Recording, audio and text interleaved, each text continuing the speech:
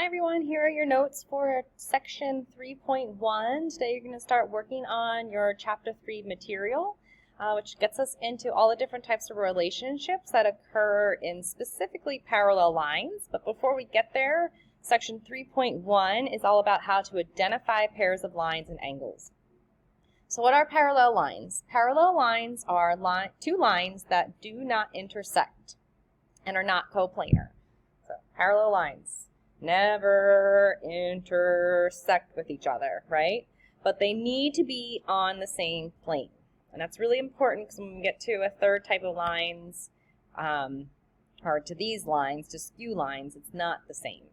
So skew lines are two lines that do not intersect and are not coplanar. So think about driving down 95, right? And you get to an overpass. So that overpass is going in the opposite direction of what you are doing, but you still are never intersecting with the cars driving on that road because you guys are in different planes. You're driving on the plane of 95, and that car going across the bridge or the overpass is going on that road. So you're in two different planes. You're not intersecting, but you're not parallel because parallel, they would have to be on the same plane. So skew lines, they're not on the same plane, but they still do not intersect. Parallel planes are two planes that do not intersect. Okay, so parallel planes would be the whole planes that never ever intersect. So in the classroom, the ceiling and the floor would be parallel planes. The wall on this side, the wall on that side would be parallel planes. Okay, so looking at this example, are we able to pick out these key concepts? So think of each segment in the figure as part of a line. Which lines or planes in the figure appear to fit the description? So we have lines parallel to line AB containing point D. So where is line AB? Well, line AB is right here. Point D is here. So I need to name all possible lines that go through point D that are parallel. Well, I only have one option. Line DC or CD, whichever way you want to put it, would be parallel. Does everybody see how they would be parallel to each other? They're never going to intersect each other, and they are on the same plane. Can we come up with skew lines? So skew lines means I cannot make it be line DC, because those would be parallel. So now I need to come up with lines that would go in opposite directions. Well, A to D does intersect. Okay, so that would not be correct. All right, what other lines do we have? I have E through D. Does everybody see that diagonal line occurring there? That's never, ever, ever going to intersect with AB, so that would be a skew line. Going in a different direction and never will intersect. Does everybody see how DG would never intersect? So DG would also be a skew line. And there's one more. DH going up and down would be parallel and never intersect. Or not parallel, would be skew, would never intersect, so DH. So those three lines are not parallel, but they'll never intersect with line AB, if we think about it in the three-dimensional way, in the three-dimensional form, okay, because they're going to be shooting up on that side. All right, C, lines perpendicular. We talked about perpendicular last section. Perpendicular, remember, means they meet at a right angle. So which line is perpendicular to AB containing point D? Well, the only option is this one right here, which would be line AD. AD would be perpendicular. So I'm assuming it's a square box. Good. What planes are parallel to plane EFG containing point D? So where is plane EFG? EFG is the bottom of the box. So what would be parallel to the bottom of the box? The top of the box. How do we name a plane? We'll use three letters. So pick any of those three letters. So plane ABC would work. Plane BCD would work. Plane ACD would work. All correct options. All right, so now let's get into what is a transversal. A transversal is a line that intersects two or more coplanar lines at different points. Okay, so let's think about that. So a transversal is a line that intersects two or more coplanar lines. So here are two coplanar lines, and then I'm going to make a line intersecting two of them. So here it's intersecting that one and that one. So this line right here is what we call the transversal. Okay? I could have it intersecting 3 lines, still the transversal. 4 lines, still the transversal. So it's that line that intersects multiple lines, pretty much. And they have to be lines that are on the same plane. When that happens, we have specific scenarios happening.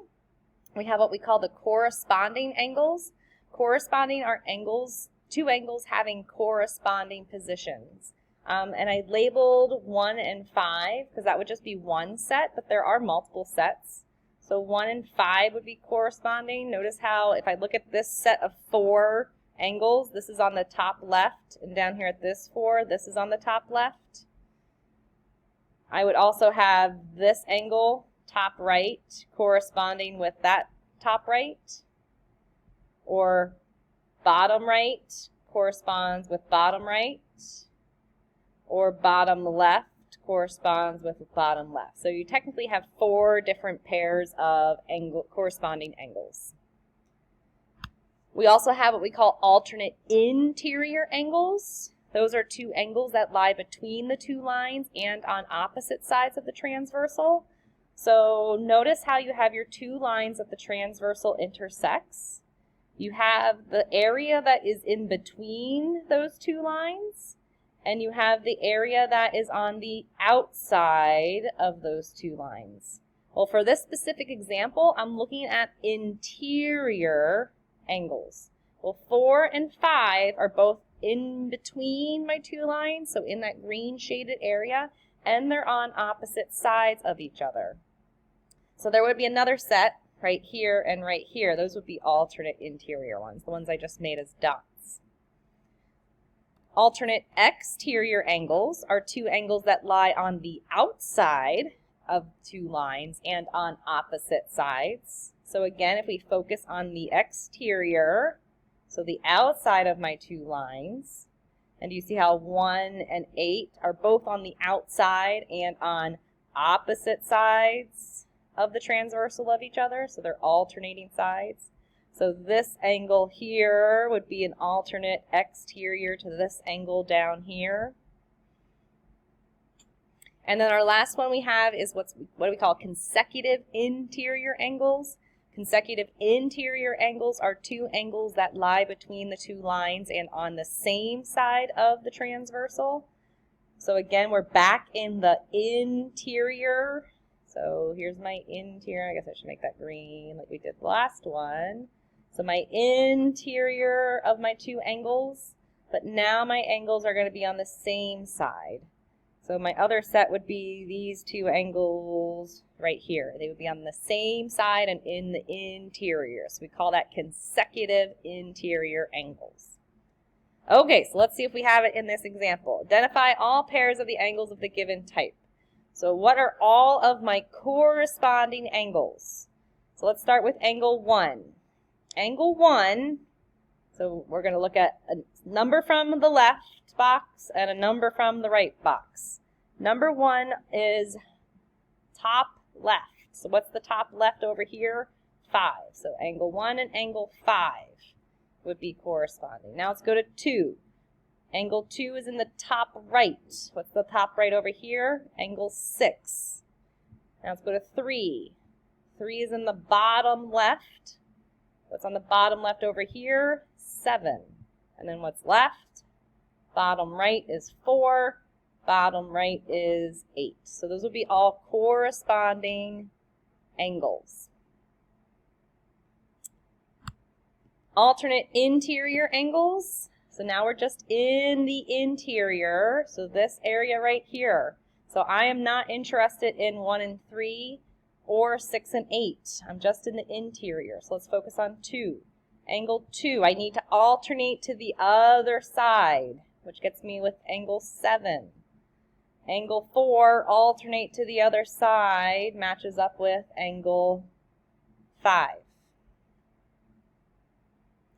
Alternate exterior. Now we're focusing on the exterior of my 2 So this area right here and over here.